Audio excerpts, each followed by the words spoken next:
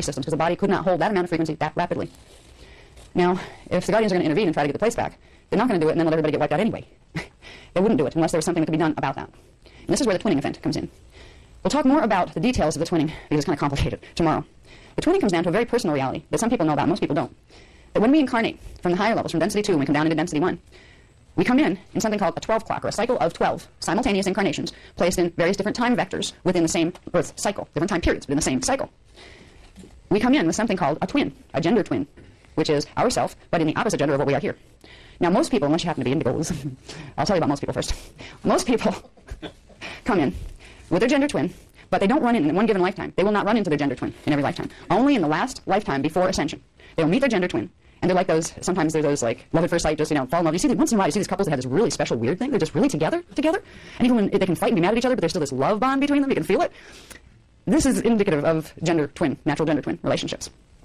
Gender twin relationships are very special. Now, some people's gender twins pass on before they do, and they'd be like before in between lifetimes and not on planet. There's a lot of variations on this. But when we come in as regular human beings with 12-strand patterns, we have our gender twin that we would naturally meet at the end of our cycle of 12, where we come together, and then we would merge. And usually they end up as romantic couples because when you combined, a lot of people don't realize, sexuality is about combining Kundalini coding and DNA coding.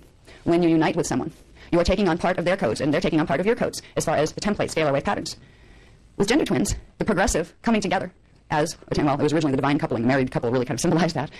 They were stimulating rapid activation of each other's gene codes. So they would progressively and synchronistically be able to work their way into ascension together. And they would ascend together and end up in density 2 cycles, or higher if they had higher coding. That was a natural way it was supposed to work. With indigos, it's even more fun. I'm going to part of this, but not all of it because it gets really wild. But with indigos, in every vector, they come in with a gender twin. There's a gender twin for every indigo in its own time vector. So they're gender twin pairs, right? Not only do they have the one there in that time vector, they have another set in the inner Earth time vector at the same time, and another set on the parallel Earth time vector. There's that extra inner Earth set of manifestations that goes with the indigo imprint. That's the Iani Council that regular 12-strand DNA humans don't have to deal with. The twinning event goes back to the Nibirian dyadic crystal grid. This is one of the nastiest things that was done to this race. Actually, they told me, to me it was one of the nastiest I've heard of. That means there's a lot more, because they said this was one of the minor things they did to us. Because the incarnational cycles on this planet are, as far as incarnating on the planet, there's a whole set of mathematical relationships that takes place to do that. We come in with our twins, and if those cycles are working normally, we meet our twins at the end of our 12 cycle, and then ascend for regular humans. What they did with their dyadic crystal grid was throw codes in that mismatch and scrambled the timelines just enough where gender twins could not come together. That kept everybody trapped down here. Because if you don't merge with the coding of your gender twin, either here or on the astral, you don't get the final activation where you both become one again to get up to the next level. That's one of the ways they entrapped human souls here, is scrambling the timelines and Earth's grids. So the natural gender twin cycles would not come together. And what they did instead was they tried to pair up humans with Anunnaki to continually hybridize, progressively trying to hybridize us out of our 12-strand potential. With the Iani Council, it had the same effect. But the thing with the Iani Council is, being an indigo child has some special features. Not only do you not just have 12 strands, you have anywhere from 24 to 48 strands. Now with a human imprint, the simple 12-strand imprint, the DNA templates of the gender twins polarize from D12, well, from this low subharmonics of D12 down, which gives a real separation of individuality feeling between the gender twins with just human form. With the indigo imprint, the Iani Council imprint, there's polarization in the strands only from D6 down. There's full bonding and total mirroring of the templates of the DNA from strands 7 and up. It creates a not quite full separation from each other, but allows them to anchor the Kundalini and the Kirashe and other things. If you're totally separated into polarity, you can't. It also creates, when you separate gender twins, a very, very deep pain inside, a biologically felt ache that doesn't go away. If the other is not where it's supposed to be, it can be felt. We've been living under that since 22,500 BC. What is happening now is very special. They're running the frequencies through the grids, and it begins tonight for those who will come, and it ends on January 1st. That will begin to reprogram some of the scrambled timelines, just enough, and we can do this now, and we'll phase lock it in Kauai. It's going to start putting those natural time cycles back together, de-scrambling the scrambled timelines, which are going to allow the gender twins to come back into each other's vector. But more than that, it's going to accelerate the process. So even humans that are not in an indigo body, that normally wouldn't, because it's not necessarily their last incarnation here, they wouldn't meet them, they're going to accelerate the lines where they will.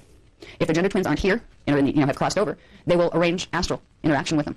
If they don't want to have a relationship with their gender twin who is out here, they will still arrange astral field bonding between them.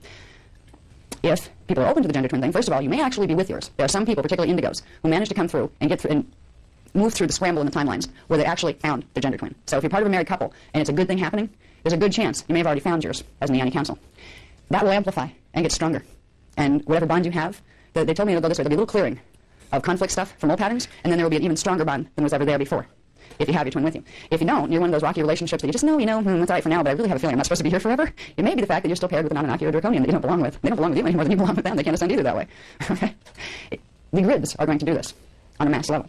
They're going to reorder the timelines to start bringing the gender twins back together, both in the Ioni councils and in the general human populations. It's going to cause some chaos, I imagine, in marriages and things that aren't real good. If you're not really with the person you're supposed to be with, you're going to find out fast, probably, because it'll kick up all of this stuff that is disharmonic between you. But if you have, now gender twins, this is where the harmonic versus non-harmonic comes into. Gender twins share the same DNA template, one spliced into the magnetic, base magnetic, where it's more drawing frequency, which would be female, and the other being its replicate in the base electrical, which would be the male body form. So there's literally, there are men and women on this planet whose DNA templates, the codings and the templates beneath the manifest strands, and which is reflected in the manifest strands, actually have total compatibility. Others have some compatibility. Some have no compatibility. This is where it's kind of funny. You watch science trying to figure out where does human attraction drive come from. Maybe it's pheromones, We all know pheromones may have a part in the process, but it doesn't start there.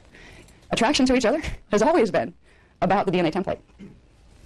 Our intimate relationships have always been about ascension. And that truth was denied us because of the manipulation that's been here since 22,500 BC and before some of it. There are some people who will have connection with their gender twin on the astral levels. There are some who will meet them physically and some who are already with them. The reason it's being done is because when you bring gender twins together and begin the fusion of their DNA strand templates, they can hold in each of their bodies 3 times as much energy as either could hold alone. So if they're going to amplify the grid speed to the point where it would basically biologically kill everybody because their bodies can't hold enough frequency, you pair them up with a buddy that has matching DNA template, and you can hold 3 times the amount of frequency, which A, creates immunity to the grid acceleration, and B, makes you a very powerful resource, if you so choose to serve that way, to anchor high-dimensional Merkaba vehicles. If you're a small gender twin coupling or it's just the person from this cycle that you were intended to meet, you'll be able to anchor what's called a holophase Merkaba, which is a 6-dimensional Merkaba. A Merkaba is basically an electromagnetic field in the shape of a star tetrahedron that at its core has something called a form constant space. It's a space, a spherical space that forms inside of these electromagnetic currents, spiraling, counter-rotating electromagnetic currents in the form of a star tetrahedron, that creates reality fields. When you create your Merkaba vehicle, you're literally activating things in the body that create this spherical form constant light bubble around you in your auric field that allows you to pass through stargates without frying.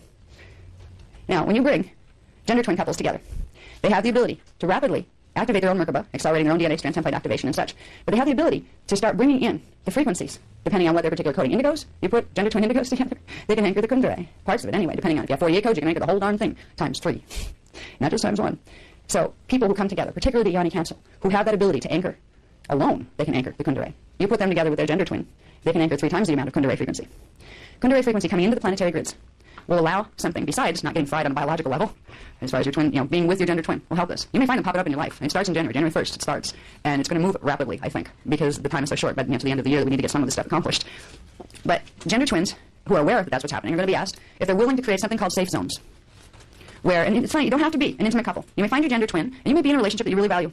That will be respected, though you may find yourself compelled to really needing to find a way to work it out. Because there's a real strong biological draw, usually, between gender twins. It's just, really there. Which they're trying to repress right now with those crystal grids that we're going to reprogram.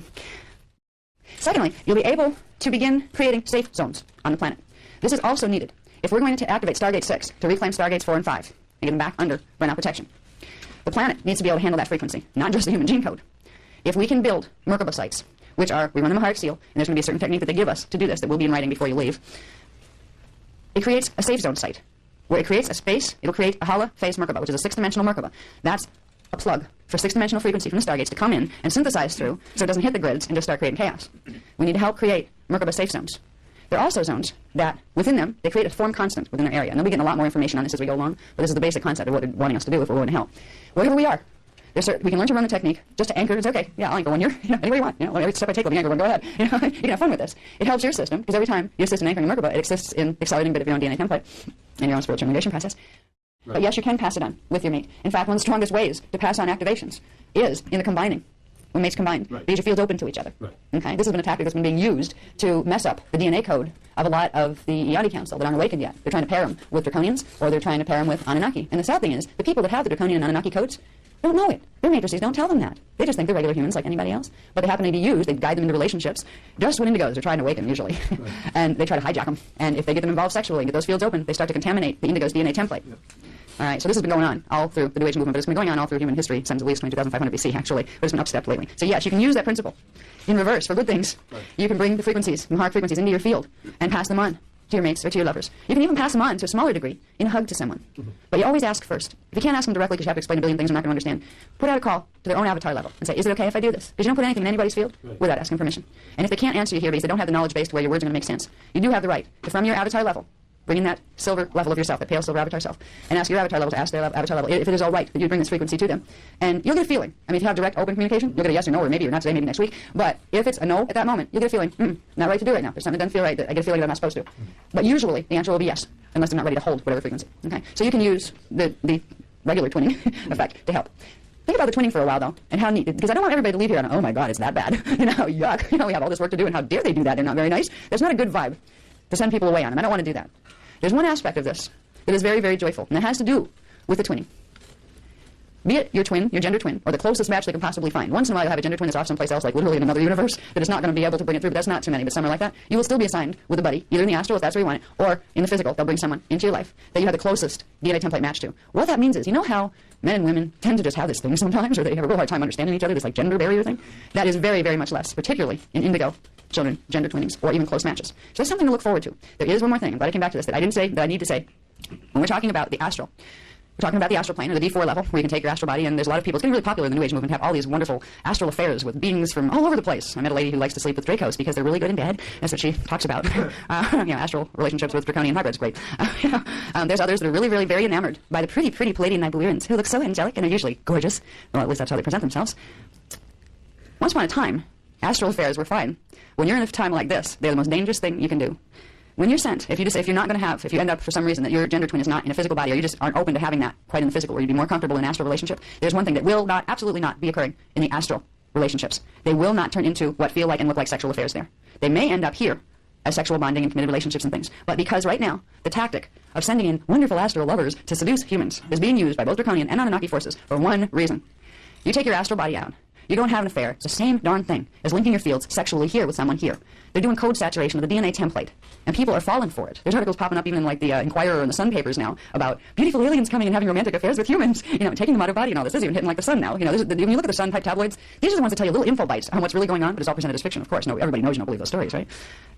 Be aware that even though the tactic used to be used in the ancient of days when it was safe to use it, where when your gender twin would meet you on the astral, you could have intimacy there that could even hit levels that the physical body couldn't even attain. That will not be used by guardians from this point forth, because there's other ways to bond the fields that do not engage the full, what appears to be sexual interaction on D4. There are ways to naturally bond the fields, and your gender twin, you will be able to do that, where somebody infiltrating your field would have to do different types of infiltration to try to get in, because they don't have the DNA compatibility. But if they can get you to willingly open your fields by having astral sexual encounter, easy, got one. It's being used all the time. So I just want you to know that I've said there may be gender twins approaching you in the astral level, or guides or something approaching you telling you about gender twins. If any of them that appear to you or come to you in the astral try to get you into a sexual astral liaison, reject it immediately. If it's your gender twin, it won't do it that way, and it won't go into that, just so you won't be tricked. Okay? It's important.